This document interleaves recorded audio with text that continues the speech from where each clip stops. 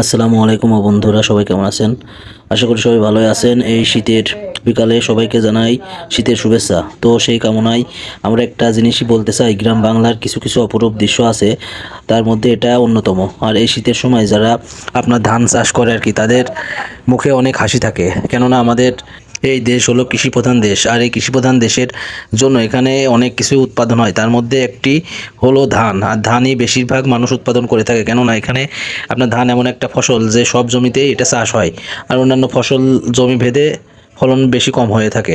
তো তার মধ্যেও আমরা একটা জিনিস লক্ষ্য করে দেখি, এই সময় যে ধানের একটা মৌসুম, যখন ধান পেকে যায় তখন একটা গ্রামগঞ্জে একটা উৎসবমুখর পরিবেশ তৈরি হয়। কেননা অনেকেই আপনার দেখা যাচ্ছে পিঠা খাইতে খুব ভালোবাসে, তার পিঠা উৎসব করে। এমনকি স্কুল কলেজেও অনেক সময় পিঠা উৎসব হয়। আর এই শীতের মধ্যে সব কিছু যেন একটা সুন্দর প্রাকৃতিক আভাস পাওয়া যায়। আর এর মধ্যে আমরা একটু ঘুরে বেড়াই, এখানে ওখানে যাই, সব কিছু মিলিয়ে এই শীতের একটা যে পরিবেশ সৃষ্টি করে, তার মধ্যে কৃষকের এমন মুখের হাসি আপনারা এই সময় দেখতে পাবেন। কেননা এই ধান দেখুন, সবাই আনন্দে একসাথে হয়ে কাজ করছে, যেন এটা সবারই আনন্দ। আর আনন্দর মধ্যে কাজ করাটা অনেক অনেক মজা।